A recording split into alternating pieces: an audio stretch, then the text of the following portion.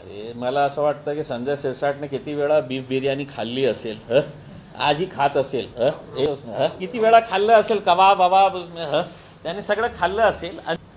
Beef खाल्ला म्हणजे आम्ही देशद्रोही होतो आणि तुमचा मुलगा खाल्ला तर त्याच्या बाबतीत काही नाही आहे. तुम्ही बोला कसं काय नियोजन, तुम्ही कुठून उभे राहणार? नाही, आता काय आहे की सर्वप्रथम तर मी ओवैसी साहेबांचा धन्यवाद देतो की त्यांनी माझं नाव डिक्लेअर केलं आणि माझ्यासोबत अजून 4 लोकांचं नाव डिक्लेअर केलेले आहे. म्हणजे हे कन्फर्म इलेक्शन लढणार होते याच्यामध्ये काही दुमत नाही आहे. कारण आमचे 2 सिटिंग MLAs आहे, त्याच्यामध्ये एक मालेगावचं आणि एक धुलियाचे.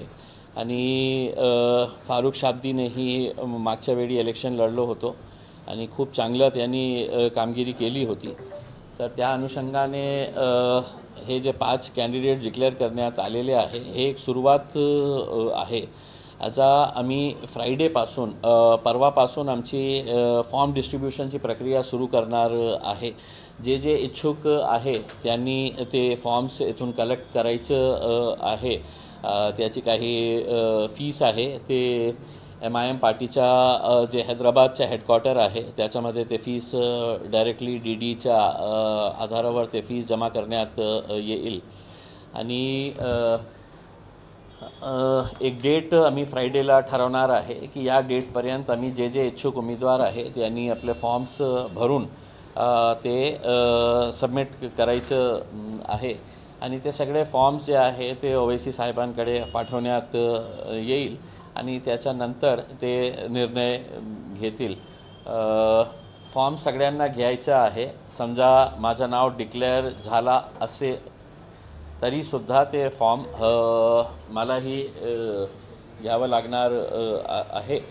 आणि त्याच्यानंतर ओवैसी साहेब ठरवतील की कोणाला तिकीट द्यायचं कोणाला नाही द्यायचं. 5 जागा जाहीर झालेल्या आहेत, मग तुम्ही प्रदेशाध्यक्ष आहात. आणखी किती जागा लढवणार तर सगळेच मतदारसंघात तुम्ही निवडणूक लढवणार? नाही, मी जसं म्हटलेलं आहे की आम्ही जे हे प्रस्ताव दिलेला आहे महाविकास आघाडीला, त्यांची आम्ही वाट बघितलेली आहे. पुन्हा त्यांच्याशी आम्ही संपर्क साधणार आहे एका पत्राद्वारे. कारण आम्हाला असं सांगण्यात आलेलं आहे, काही नेत्यांनी सांगितलेले आहे की मीडियाच्या वतीनेच आम्हाला सांगण्यात आलेलं आहे की आम्हाला काही अलायन्स करायचं आहे. त्यांनी सांगितलेलं आहे आम्हाला काही असा फॉर्मल पत्र मिळालेला नाही आहे पार्टीच्या वतीने. तर मला असं वाटतं की हे सगळं जे आहे ना ते एक्सक्यूजेस आहे, एक्सक्यूजेस देणं. त्यांनी स्पष्टपणे सांगावं की आम्हाला पाहिजे MIM सोबत जाण्यात इच्छुक आहे किंवा नाही आहे.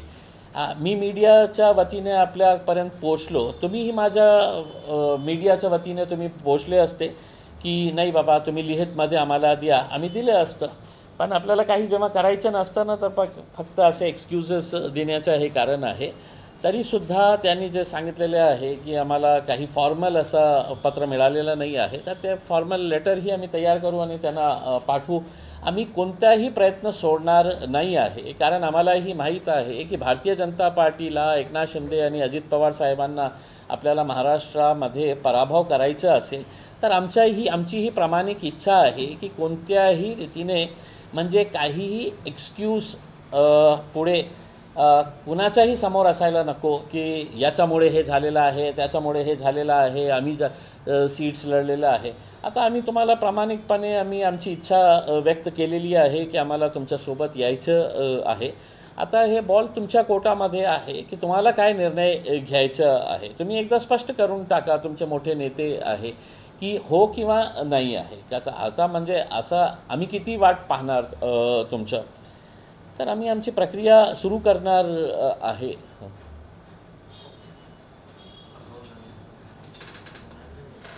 काय आहे राहुल? जागा किती लढवणार हे सांगितलं महाराष्ट्रभरामध्ये तुम्ही किती? आता ते याच्यावर निर्भर असणार आहे की समजा MBA सोबत आम्ही गेलं, काही ठरलं तर आम्ही जे सीट्स आहे, कारण आम्हालाही माहीत आहे की अलायन्समध्ये कुठेतरी कोणाला कॉम्प्रोमाइज करावं लागतं. म्हणजे आज आपल्या शहराचं तुम्ही बघितलं असेल की सीट्स एका पार्टीला सुटणार तर 2 पार्टीजचे जे कार्यकर्ते आहे त्यांना ते ॲडजस्ट करावं लागत आहे. आता हे चौथी पार्टी ही आली तर आम्हालाही माहीत आहे की अलायन्समध्ये सगळ्यांना सगळं सीट्स लढता येत नाही. तर त्या अनुषंगाने आम्ही त्या वेळी निर्णय घेऊ. किती जागा तुम्ही मागणी नाही आता नाही, आम्ही तर MVA सोबत गेलं तर आमची तयारी आहे की खूप लिमिटेड सीट्स आम्ही लढणार आहे. आणि समजा नाही झाली तर आम्हालाही माहीत आहे की आजची जी परिस्थिती आहे त्या परिस्थितीमध्ये हे जे सगळं पक्ष लढणार आहे त्याच्यामध्ये आमचे चान्सेस खूप चांगले आम्हाला वाटत आहे. एकटंही लढलं तर MIMला खूप मोठा स्कोप आता निर्माण झालेला आहे. तरीसुद्धा आम्ही तुमच्याकडे येण्यास इच्छुक आहे हे तुम्हाला कळायला पाहिजे. नाहीतर आम्ही तसंही आमचे जितके सीट्स निवडून यायचं आहे ते निवडून येणारच आहे एकटंही आम्ही लढलं तर. आता एकदा आमची इच्छा काय आहे की तुम्ही प्रामाणिकपणे आमच्यासोबत बसा तर सही, बसून चर्चा करा. तुम्ही तसंही म्हणजे आम्हाला असं सांगण्यात आलेलं आहे की NCP आता कोणी केरळची एका मुस्लिम पार्टीला इथे आणणार आहे. म्हणजे याचा अर्थ हे झालेला आहे ना की तुम्हाला फक्त हिरवा झेंडा कुणात पाहिजे म्हणून ते मग ते त्यांना बोलवत आहे. आमची ताकद काय आहे हे तुम्हाला कळत नसेल तर तुम्ही आम्हाला एकदा स्पष्ट करून सांगा की काय तुमची ताकद आहे तुमच्या निवडणुकीमध्ये दाखवा, तर आम्ही दाखवायला तयार आहे. मला आमची प्रामाणिक इच्छा जे म्हटलेलं आहे की आम्हाला MIM पक्ष हे भारतीय जनता पार्टी आणि एकनाथ शिंदे साहेब महाराष्ट्राचं कशा वाटोळे केलेले आहे त्याच्यामुळे आम्ही तुमच्याकडे वारंवार येत आहे. म्हणजे आम्ही इतकं लाचार नाही झालेले आहे की तुम्ही नाही दिलं तर आम्ही घरी बसणार आहे करके. म्हणजे एकदा तुम्ही स्पष्ट करून द्या की तुमची ताकद दाखवून द्या तर आम्ही दाखवून देऊ. आणि तुम्ही जेव्हा आम्हाला नाही म्हणणार की नाही आम्ही तुम्हाला घेणार नाही तर एका अर्थाने तुम्ही हेच सांगणार आहे ना की तुमची काही ताकद नाही आहे म्हणून आम्ही तुम्हाला सोबत घेत नाही.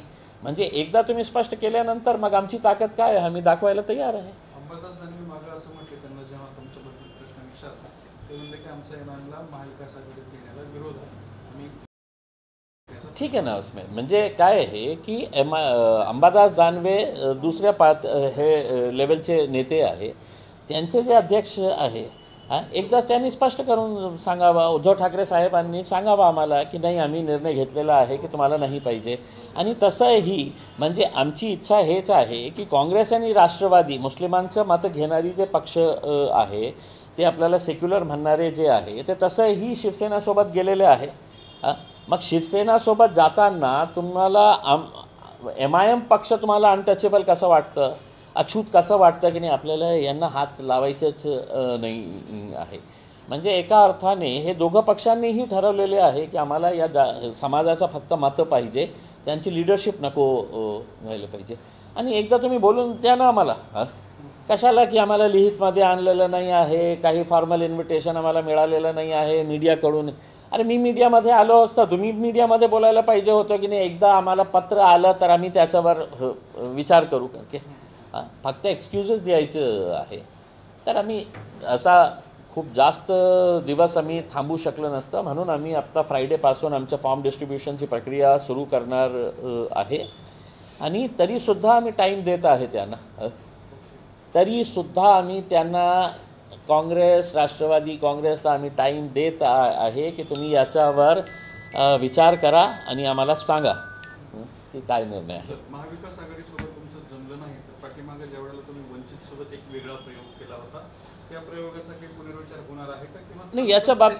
याच्या बाबतीत ही आदरणीय बाळासाहेब आंबेडकरांनी अनेकदा हे सांगितलेले आहे की आम्हाला MIM सोबत जायचं नाही आहे, आम्ही जाणार नाही आहे. मग त्यांनी वेगळं लढावा, आम्ही वेगळं लढतो. तत्सम तसा काही पर्याय नजरेसमोर आहे?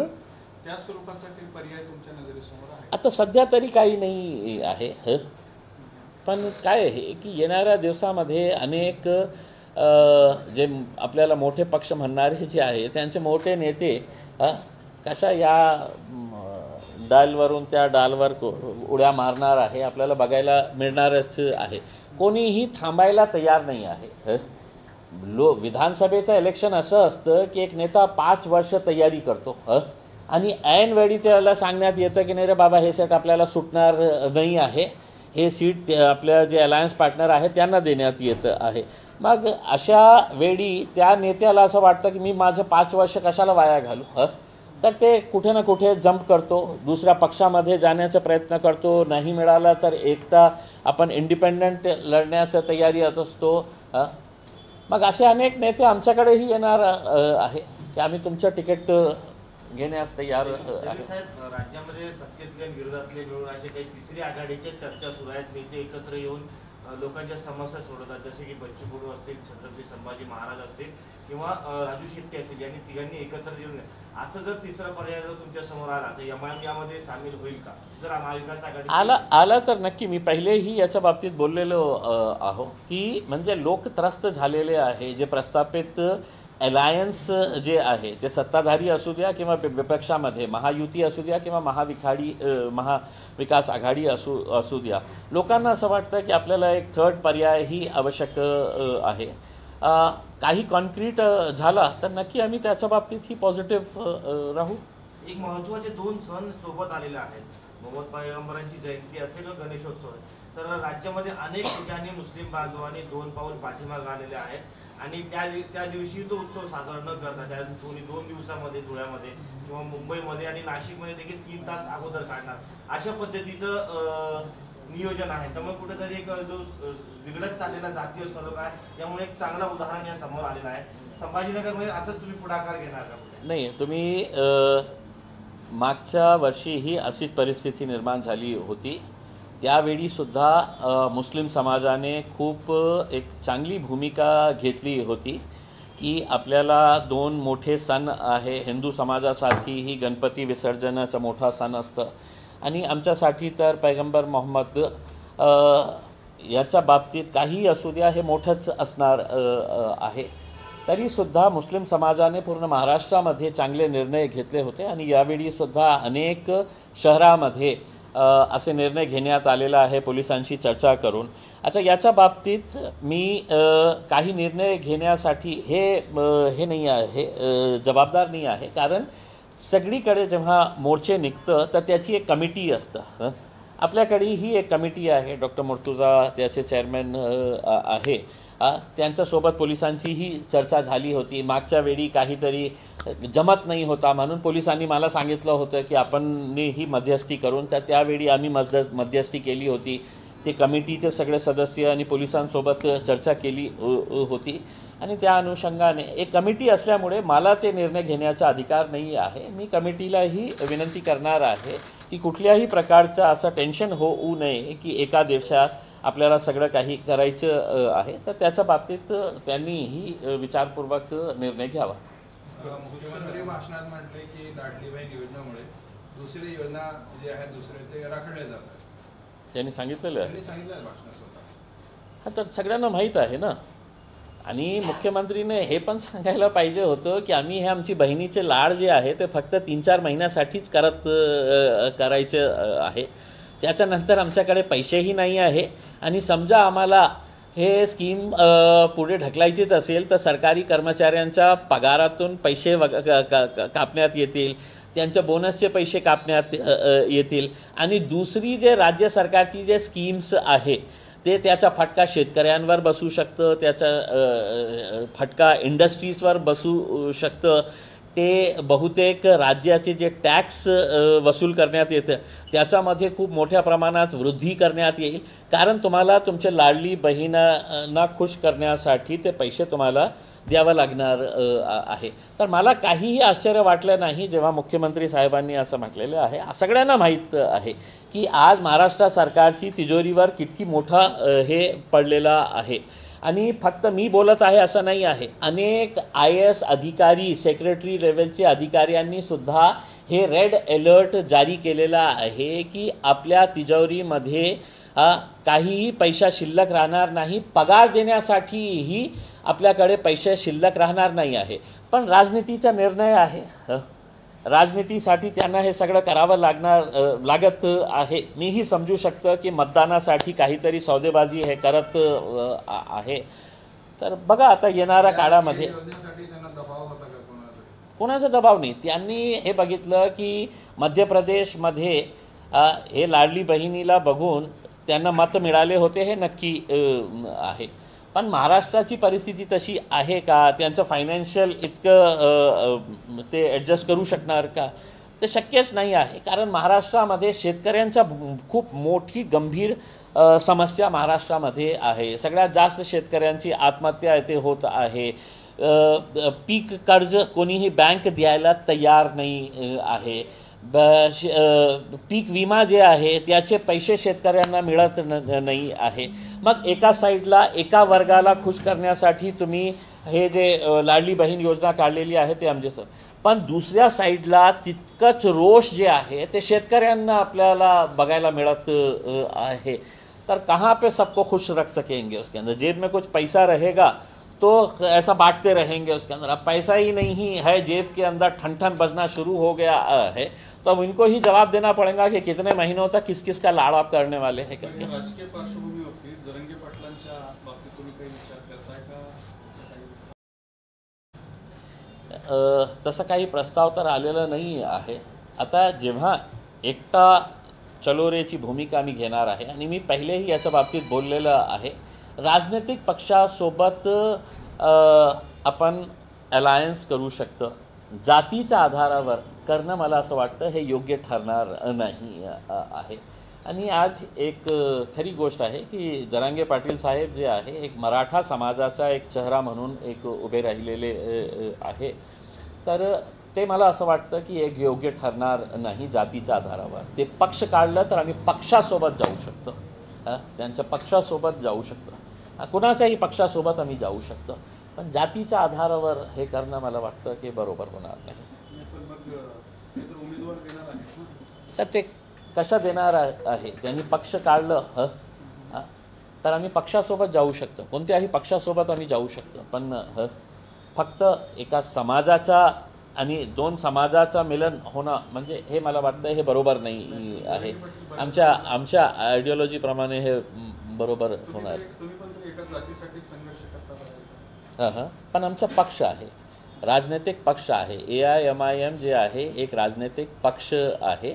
ते पक्ष म्हणून आम्ही आमच्या समाजाच्या बाबतीत आम्ही लढत आहे. आणि फक्त याचा अर्थ हे होत नाही की आमच्या पक्षामध्ये आता फक्त मुस्लिम समाजाला मत हे मिळणार आहे तिकीट. अन्य जातीचे लोकही आम्हाला अप्रोच करू लागलेले आहे. तुम्ही आमचं फॉर्म डिस्ट्रीब्युशन जेव्हा सुरुवात होईल तर तुम्हाला बघायला मिळणार आहे की किती जातीचे लोक आमच्या संपर्कात आलेले आहे, आमचे फॉर्म घेतलेले आहे, आमच्या पक्षाच्या तिकिटावर लढण्यास इच्छुक आहे. नाही, मी कशाला सल्ला देऊ? ते म्हणजे ते इतकं हुशार आहे की त्यांच्या एका आवाजावर आता पूर्ण महाराष्ट्रातले जे मराठा समाजातले लोक आहे त्यांच्या एका आवाजावर इकट्ठा होत आहे. तर मी खूप लहान आहे त्यांना असं सल्ला देण्यासाठी. त्यांच्याकडेही मतलब चांगले लोक आहे, त्यांनी निर्णय घ्यावा, ते त्यांचं व्यक्तिगत मत आहे. जरांगे पाटील यांचं उपोषण सुरू असताना तुम्ही इथून आंतरवालीला गेला, तिथे जाऊन त्यांना समर्थन दर्शवलं. मात्र गेल्या 10 दिवसांपासून संभाजीनगरमध्ये देखील मराठवाड्यातल्या मराठ्यांना आरक्षण मिळावं म्हणून एक तरुणी क्रांती चौकात उपोषणाला बसलेली आहे.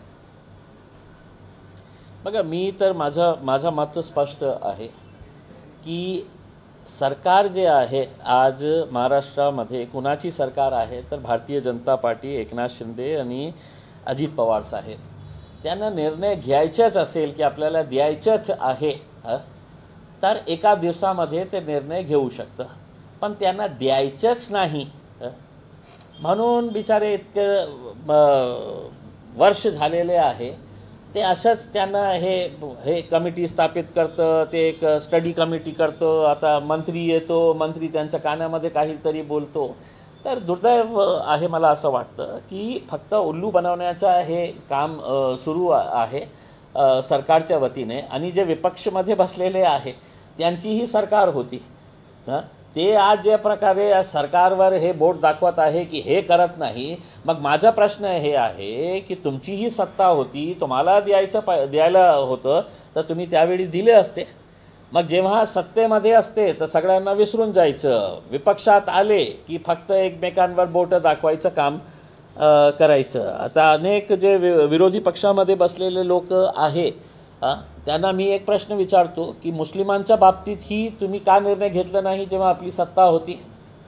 मुस्लिम आरक्षणाच्या बाबतीतही आपल्याला घ्यायला पाहिजे होतं ना. आमच्यासाठी तर कोर्टानेही होकार दिलेला होता, तर त्यावेळी तुम्ही घेतलं नाही काही निर्णय. आता सत्तेमध्ये आलेल्या लोकांवर बोटं दाखवायचं. सुशील कुमार शिंदे मागे गृहमंत्री होते देशाचे, त्यावेळेला त्यांनी लाल चौकात भाषण केलं. ते म्हणजे की एका व्यक्तीने मला सांगितलं भाषण करा, मी केलं, त्यामुळे मी लोकप्रिय गृहमंत्री झालो. काश्मीरला जाताना मला भीती वाटायची असते.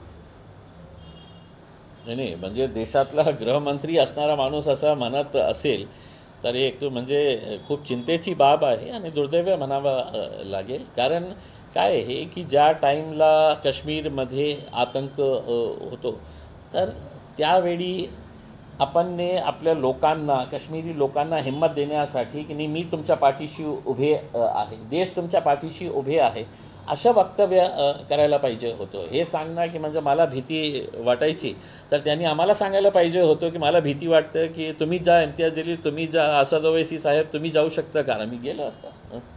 तुम्हाला भीती वाटली असती तर मग तुम्ही गेलं तर तुम्हाला धोका नाही ना, कशाला? म्हणजे नाही, असं नाही आहे. म्हणजे हे सांगणं बरोबर नाही आहे. पुन्हा बीफवरून एक राजकारण सुरू झालं आहे. बावनकुळे यांच्या मुलाने जो अपघात केला होता नागपूरमध्ये, त्यावरून बोलताना संजय राऊत असं म्हणतात की बावनकुळे यांचा जो मुलगा आहे संकेत बावनकुळे याच्या हॉटेल बिलामध्ये बीफ कटलेट आढळलेला आहे, त्यामुळे हेच काय यांचं हिंदुत्व. एकीकडे असं राऊत म्हणतात, दुसरीकडे संजय शिरसाट त्यांना टोला लगावतात. त्यामुळे बीफवरून पुन्हा राजकारण सुरू झालं. काय वाटतं तुम्हाला? अरे मला असं वाटतं की संजय शिरसाटने किती वेळा बीफ बिर्याणी खाल्ली असेल, आजही खात असेल. हे नाटक आमच्या समोर दाखवू नका की बीफचा आम्ही विरोध करतो, हे करतो गपचूप किती वेळा खाल्लं असेल. त्यांचं बिल आम्ही काढलं तर त्यांच्या किचनमध्ये जाऊन बघितलं तर तेही सापडतील आपल्याला. हे काय राजनीतीसाठी काही संजय राऊतांनी काढलं, त्यांना विरोध संजय शिरसाटांनी केला. नाही, पण संजय शिरसाट नाही खात असेल का? तुम्हाला काय वाटतं की किती वेळा खाल्लं असेल कबाब वबाब, त्याने सगळं खाल्लं असेल. आणि बावनकुळे साहेबांचे हे म्हणजे सगळ्यांना माहीत आहे की आज बीफवर जे ट्रेनमध्ये जे घटना घडलेली आहे, हे खाणारे लोक वेगळे, सत्तेमध्ये बसलेले किंवा विपक्षांमध्ये बसलेले, हे सगळे खाणारे लोक आहे. त्याचं टार्गेट कोण होत आहे तर ते गरीब 72 वर्षाचा एक जे आपल्या मुलींसाठी काही मटण घेऊन जात होता, बीफ घेऊन जात होता, ते म्हैसचा होता, कशा होता उसके अंदर. पण अशा प्रकारचे मारणे म्हणजे खाणारे लोक हेच आहे. त्याच्यामध्ये संजय राऊतही असू शकतं, बावनकुळेही असू शकतं आणि संजय शिरसाटही असू शकतं. खाणारे हे लोकच आहे.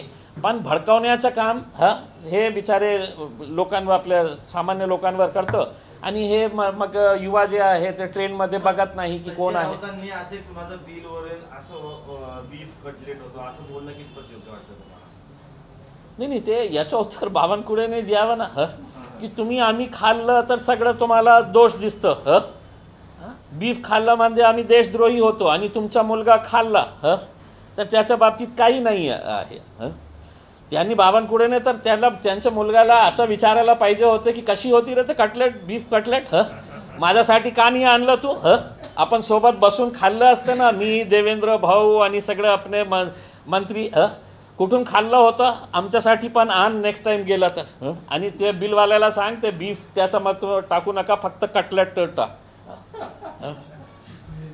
तुमच्यासोबत ह्या सगळ्या तुम्हाला कोणासोबत जेवणाचा बऱ्याचदा प्रसंग आलेला आहे, त्यांच्यासोबत कोणी बीफ खाते तुमच्यासोबत किंवा? अरे सब खाने वाले हैं, सब नाटक करते हैं उसके अंदर, सब खाने वाले हैं उसके अंदर, बंद दरवाजे के अंदर सब खाने वाले हैं उसके अंदर.